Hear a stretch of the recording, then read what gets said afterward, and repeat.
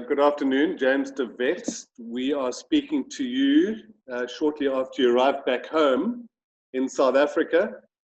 Would you tell us where you've come from and what you were doing there? Why were you in the country that you were in? Yeah, I was there for a short visit, a short business visit, which was meant to last for 2 weeks. I arrived on the 15th of March and then was abruptly told that there was lockdown and, there was no way of getting out. Fortunately, there were a group of about 34 of us who we all came together shortly after the announcements on the 16th. Well, in fact, the group started much smaller, but then as more and more people got to hear about it, we actually expanded to probably, the most we had was 36. And we had a group of 10 people that were fortunate to get a charter flight early on in the lockdown on the 24th of March. They left Morocco, but the remainder of us obviously found it very, very difficult to leave. There were no commercial flights. And we started getting together as a sort of, I would say, a very organized group and waiting patiently for something to happen.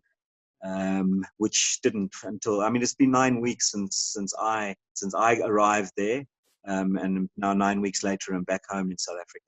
Just tell us quickly about your specific circumstance in Morocco. What was a day in your life? What did that look like for 9 weeks? So, what would you do? You would try and get up as late as possible so that your day wasn't too long.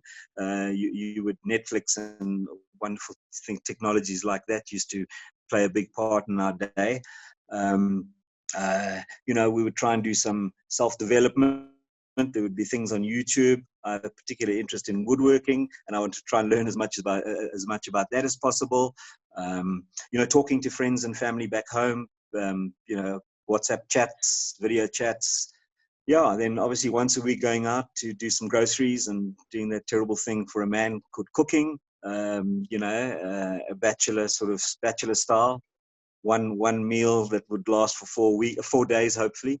And then just living day to day, just hoping that something positive was going to happen, I suppose. Getting a bit of sunlight. I was at an apartment that on the 6th floor had a nice big rooftop. I was able to go and get some sunshine every day, which obviously we all know vitamin B important to our immune system, for our immune system. So, yeah. Finally, could you just tell me where you are now and what the plan is for the next 14 days? Yeah, we're at the capital in Melrose, and it's a really decent facility. We really are very impressed. Obviously, there's been a lot of different stories about quarantine and about how long, what happens while you're there. We're waiting for what's going to be happening about private testing, because we have heard now that private testing is being allowed after a few days, and if we test negative, you're able to be discharged and you can head off home. So we've just arrived. We've got our sort of instructions in a very well laid out letter from the general manager, Daniel.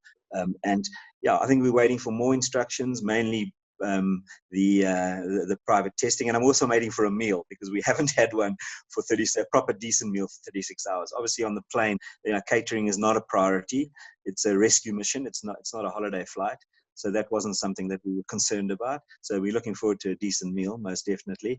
But really decent facilities. We can thank Public Works for doing a good job with regards to this. It all worked out very well. What's it like to be home? Wow. It's I phoned my wife and she just burst into tears. Yeah, it's good. Good to be home. Well done for surviving, and welcome home. Welcome home. Thanks, Murray.